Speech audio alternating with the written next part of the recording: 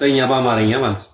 እና ጠይቂያታለሁ 30 ሺህ ብር ጠይቂያለሁ። አዳራሽ ክፍያ 50 ሺህ ብር ከፍለን 30 ሺህ ብር ሲጎለን 80 ሺህ ብር ነበር አዳራሽ የምስረታ ፕሮግራሙ።